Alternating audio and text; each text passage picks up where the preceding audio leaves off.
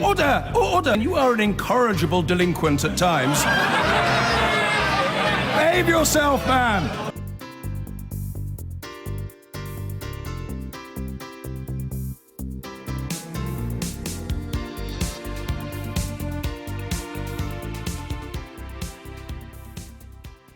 So, as it's the first day of December, we thought we'd take a look at our Brexit advent calendar to see what festive treats will be in store for us in the coming days. There is plenty going on. This morning, the Exiting the EU Committee publishes a report arguing they can't see how the problem of the Irish border can be solved, something that perhaps European Council President Donald Tusk and the Irish Prime Minister Leo Varadkar will talk about when they meet later today in Dublin. Next Monday, Theresa May will meet EU Commission President Jean-Claude Juncker, where they will discuss the Prime Minister's revised offer on the divorce bill. And then on Wednesday, the European Council and the European Commission will meet behind closed doors to discuss Mrs May's proposal. Also on the 6th, plenty going on, isn't there? They're keeping us busy. Also on the 6th, Brexit Secretary David Davis will be in front of the Exiting the EU Committee to face a grilling over his redacted impact assessments. And the moment of truth will come a week later when all EU leaders meet in Brussels for the European Council summit. The meeting lasts for 2 days and the Prime Minister will be hoping that on the second day they will announce that enough has been agreed over money, the Irish border and the EU citizens' rights so that they can move on to the second phase of the negotiations and start talking trade. Well, new Irish Deputy Prime Minister Simon Coveney was asked about the Brexit negotiations this morning. Let's take a look and see what he had to say. What the British government has been asking of the Irish government is just trust us, we'll solve these issues with a broad, bold trade agreement. Can I play you may or may a not clip? be possible, Can we I don't play know. you a But we clip? can't, Sorry but to we can't be interrupt asked, you. just to finish the point, Yeah. John. Yep, carry on. Sorry, I mean, we can't be asked here to leap into the dark. Well, Parliament's Brexit Committee has a report out today on how the negotiations have been going. It says the committee can't see how it will be possible to resolve the issue of having no border between Northern Ireland and the Republic with the government's policy of leaving the single market and customs union. The chair of that committee, Labour's Hilary Benn MP, is in Central Lobby and joins us now. Mr Benn, thank you very much indeed. Good afternoon. Thanks for being with us. You say in your report that the proposals for the border are untested. But isn't that the whole point of them, that we are in uncharted territory and therefore we're not going to know how we're going to solve this?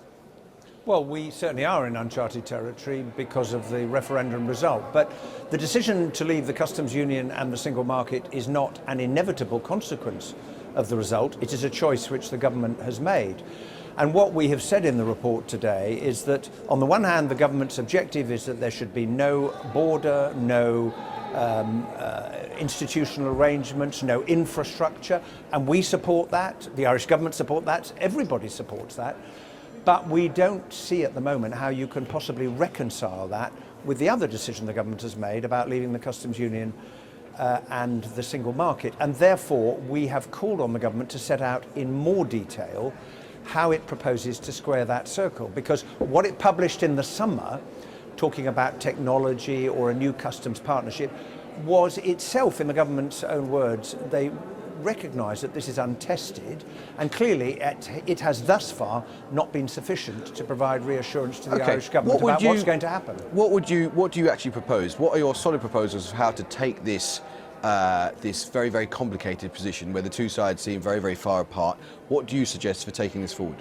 Well, the Select Committee has not proposed a solution. We have just identified the continuing nature what would you suggest? Of the problem. The Select Committee hasn't reached a view on that.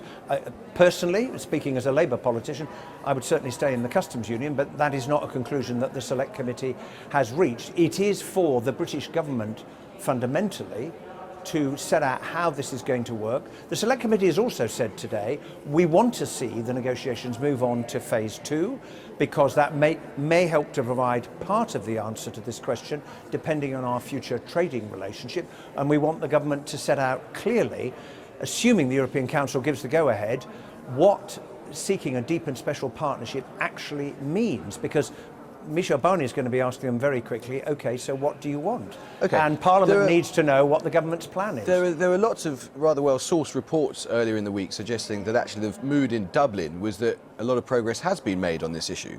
So isn't your Select Committee report essentially just 48 hours late? Aren't you quite seriously behind the curve? No, we produced our report on the basis of the information available to us at the time we finalised it. But look, if progress is being made, well then I'm certain the Select Committee would welcome that, because we also say in the report we want to move on to phase 2 of the negotiations. Of course, some things are going to move quite quickly, particularly when you have a deadline coming up, but this is clearly a fundamental problem. The government has recognised that, the Irish government has recognised that, and what the Irish government's been saying in recent weeks has indicated they weren't at that point satisfied that a solution could be found. I hope very much that one can be, that gets us through to phase 2, but I don't think we'll see the final answer on the border until the negotiations are completed. Has the intervention of Leo Varadkar, the Irish Taoiseach, actually helped progress this argument, helped bring a solution slightly closer? Because critics of his would say he's being intransigent and he's presented a problem. So has he presented you with a problem? Look, the Irish government is looking after Ireland's interests. Everybody wants to solve this problem, but it's a problem that's been put on the Republic of Ireland by the referendum result and by the government's decision to leave the customs union and the single market. That is why there is a difficulty. Now, Ireland is particularly affected by Brexit for reasons that you will well understand, and therefore it's entirely appropriate that the Taoiseach should say we need to look after the interests of Ireland. In the end, we have to reach an agreement not just between the UK and Ireland, because Ireland is part of the 27, and the issue about the border is when we leave the European Union, this will be the external border of the 27 member states, as it is in all of the other countries. And that is why trying to find a solution, given the context, given the Good Friday Agreement, given the fact that there are 200 crossings with no border posts, no checking at the moment, which is one of the practical benefits of the Good Friday Agreement, it's really important that we hang on to that, but we have to find a practical way forward, and that's why today we've called on the government to set out in more detail how it's going to solve it, because what it's offered thus far hasn't persuaded the Irish government or the Select Committee that you could square the circle. OK, well, your fellow Select Committee member, Jacob Rees Mogg, who's sat beside me in the studio, tweeted this morning, today's report by the Select Committee on exiting the European Union split between those who voted Remain and those who voted Leave. This explains its Ramonerish tinge. Why is he wrong? Well, I must say, Ramonerish tinge, that's a new one on me. Well done, Jacob, for coming up with that. Look, the vast majority of the report that we've published today was agreed by consensus. And we worked very hard in the committee, as I'm sure Jacob will attest to try and reach consensus. You look at the back of the report, you can see which sections there were votes on. And in the end, each member of the committee, as an individual, decides how they're going to cast their vote. We've got a job of work to do as a committee to hold the government to account, to scrutinise the process of Brexit, and to offer our opinion and our recommendations. In the past, we have said there should be a vote for MPs. The government eventually agreed to that. We called for transitional arrangements. The government is now seeking those. We asked for a white paper on the government's negotiating objectives. That was eventually given. So the committee is seeking to have an influence on the process, and we work together as members, despite the different views we held during the course of the referendum last year. OK, Mr Benn, thank you very much indeed. Thank you. That's Hilary Benn in Central Lobby. Mr Rees Mogg, thanks for coming in. A pleasure, thank you. You're an optimist on matters Brexit. What's your solution? OK, first of all, can I agree with the last point that Mr Benn was saying, that he is a really good and patient chairman, and there are areas of agreement, and we do our best to agree. But the highlight of the report is inevitably the issues where we don't agree, which divided straight down the lines of how you voted in the referendum. And predictably so, yeah. And predictably so. And Select Committee reports are powerful when they're unanimous. When they're not unanimous, it's just straight party politics or Brexit politics. Let's talk about Ireland. But let's What's come your to your solution? question. The solution was set out yesterday very clearly by the head of HMRC, by John Thompson, who appeared, actually day before yesterday, in front of the Brexit Select Committee. And he said that he could implement the government's policy of not having any border, that it was all completely manageable, and if a border was to be imposed, that was a matter for the Irish government and for the European Union. There is no need for any border in terms of UK government policy, and essentially it's up to the Republic of Ireland and the European Union to decide if they want to impose one. Do you have confidence that some of the proposed technical solutions for custom checks and so on, which lots of people say there's no need for, there can be a frictionless border. Lots of people say, well, there's technological solutions.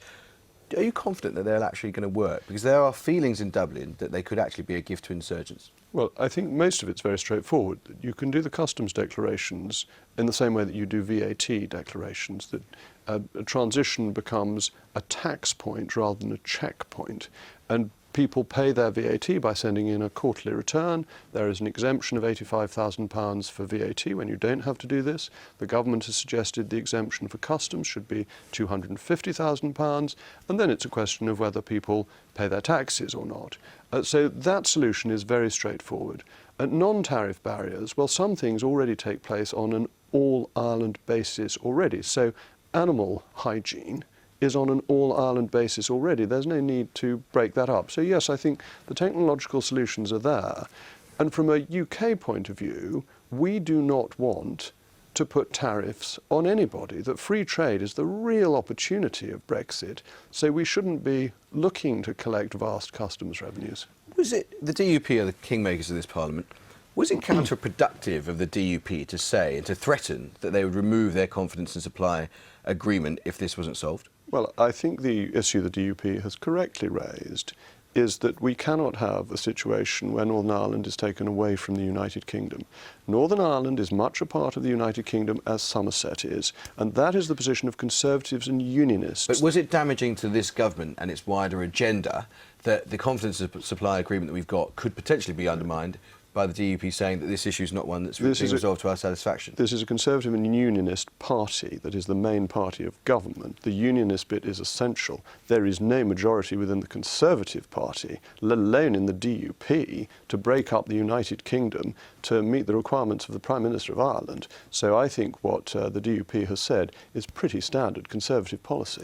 OK, Tim, based on what we've seen so far of how Brexit negotiations are progressing, are the negotiators that Britain has got good enough, up to the job of finding a solution on this vexed issue? I think the negotiations are very hard because I think what they've revealed more than anything else is how fragile and insecure an organisation the European Union is. A confident institution wouldn't be so niggardly and difficult in these negotiations, but it is so worried about losing other members, it is having to be so difficult with the UK. And the Irish border issue, it's much easier to solve this issue if the trade talks were happening concurrently with the other issues.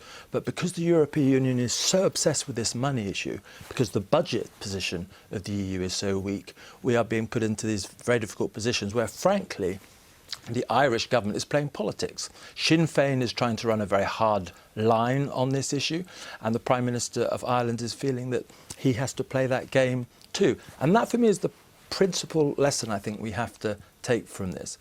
I think this can be solved, but there's every possibility that towards the end of this negotiations, one country, remember how Wallonia almost held the EU-Canada agreement to ransom. There's a possibility that one country in the EU could do that again. We have to prepare for no deal. Even if we don't want it, because there is that possibility at the last minute that we will have to accept that outcome. You're flanked by optimists on all sides. This sounds like it's going to be straightforward. Do you share the optimism of Tim and Jacob? I don't share the optimism about the idea of a deal if you want to stay outside the customs union. I do think there is a very simple solution, which is stay in the customs union. That is something I just do not believe that Leave voters in the country believe in. They voted on the basis that they wanted to unlock this wonderful potential of trade deals, which is the obsession of the right of the Conservative Party. I think they voted on economics and immigration. Economic growth, though, is outside of the European Union. Equally well, it is the biggest trading bloc that is right next to us, whereas Australia is quite far away. Well, but this is the point, is that I just don't... I think this is one of these situations. I think people in Britain would probably think, why are we having this enormous row about something that is an obsession for the Tory party and no one else really cares about? Jacob, this is, I mean, a charge that you've had to... it's been levelled at you repeatedly over the last few years. Is the obsession of a particular wing of the Tory party, particularly on an issue such as the customs union, impeding the finding of a really quite easy and pragmatic solution?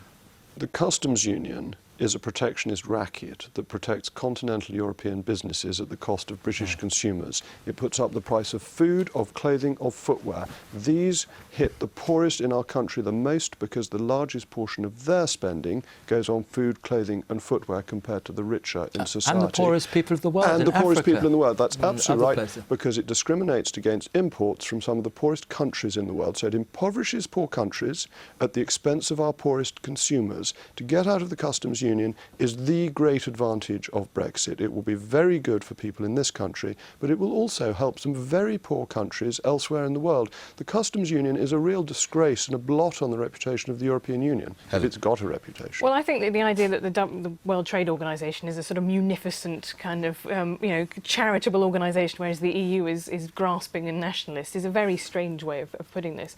I mean, I do think that it is something that I just do not think is in the mind of most Leave voters. This is what I think is fascinating. If you think, and I know you hear a lot about, we need to respect the results of the referendum, we also need to be really interested in what drove the referendum. And I think that was economics and immigration. I do not think it was free trade. Cheaper food's a pretty attractive thing for most people in this country. Cheaper clothing and cheaper footwear, likewise. But if we fall out of the WTO terms, we will not have that. Yes, we will, because here, we set our own tariffs. Just a moment, because it's really important. In the WTO, you register your tariffs with the WTO. We could put 0 on food, 0 on clothing, 0 on footwear, and that would be a decision of the British government. Okay, I tell you what, we'll get you guys together to talk about the customs union at another point, because you could talk afterwards. I want to ask you about Damon Green, because Damon Green has been in the news today.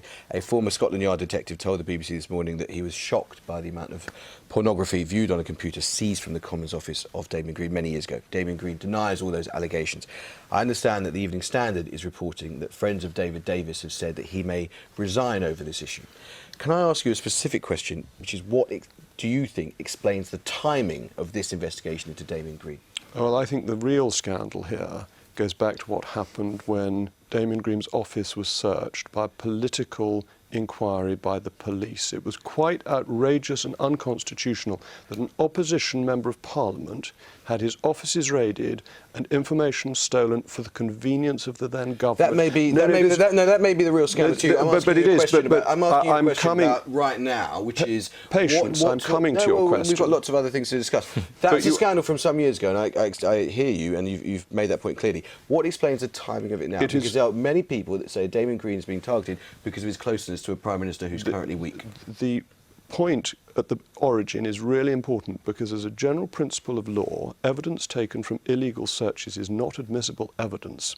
And the police behaved disgracefully as a political arm of the then government. They raided an opposition minister's offices, they raided the House of Commons. This was a real scandal. And now the police, or ex-police, are using information obtained improperly to damage a politician. What we should be asking about is the politicisation of the police force under the last Labour government, not about Damien Green. But it's a police force under this government that's revealing confidential information about an active investigation. These are retired police officers, so it's not. What about David Davis? If David Davis leaves, do you think that's a credible threat that he might resign? And do you think that it's... Why should David Davis resign? Well, do you think if he did resign, as is being reported by some newspapers... No, I'm not asking whether he should, but do you think if he did, that would be damaging to the government? I've heard no rumours about Mr Davis resigning. He's a very important member of this government. He's a very significant figure. He has great support across the country, and I could not see any reason for him to resign. Well, it's on the front of the Evening Standard, which not for the first time in recent months is going to be interesting reading. Edited by someone who's not on the same side. Has some very odd views and likes freezer bags and things like that, so you never know what you might get there. Mr Rees Mogg, thank you very much indeed for coming in.